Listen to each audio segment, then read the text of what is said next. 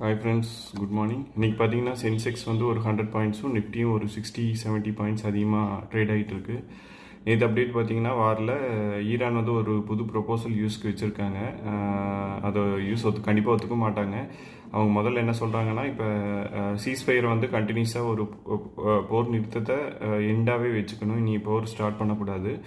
அது ஒரு பாயிண்ட்டு. இன்னும் லெபனானில் இன்னும் இஸ்ரேல் ஸ்ட்ரைக் பண்ணிட்டு தான் இருக்காங்க. அப்புறம் இதுக்கப்புறம் எந்த வார் வந்து கண்டினியூஸாக போகக்கூடாது, அது ஒரு இது.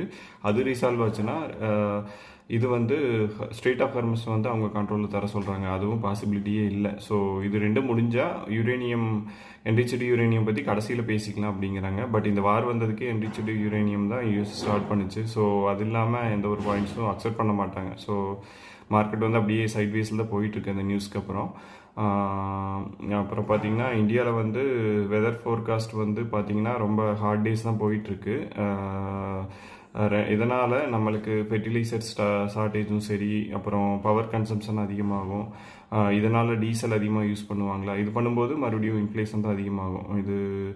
இதனால் இது வந்து எக்கானமியோட டைரெக்டாக லிங்க் ஆகிருக்கு. அதனால் இந்த நியூஸ் ஷேர் பண்ணுறேன். ஸோ இதனால் இன்ஃப்ளேஷன் அதிகமாகிற மாதிரி தான் இருக்குது. ஸோ எல்லாமே இந்த வருஷம் கொஞ்சம் ஸ்லோவாக தான் போகும். பிரெண்ட் க்ரூட் ஆயில் அதையும் $110 தான் இருக்குது.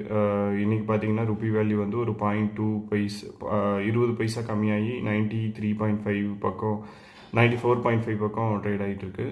ஸோ ஸ்லோவாக தான் இருக்கும், மார்க்கெட்டு ஸ்லோவாக தான் இருக்குது. இன்றைக்கி பார்த்தீங்கன்னா நேற்று மஹிந்திரா ஹாலிடேஸ் ரிசல்ட் வந்தது. அவங்க பார்த்தீங்கன்னா ப்ராஃபிட்டில் டிக்ளைன் காமிச்சிருக்காங்க. அது படித்து பார்த்தா அது வந்து அவங்க சிக்மகளூரில் ஏதோ ப்ராப்பர்ட்டி வாங்கியிருக்காங்க அவங்க ரிசார்ட்ஸ் இது பண்ணுறதுக்கு.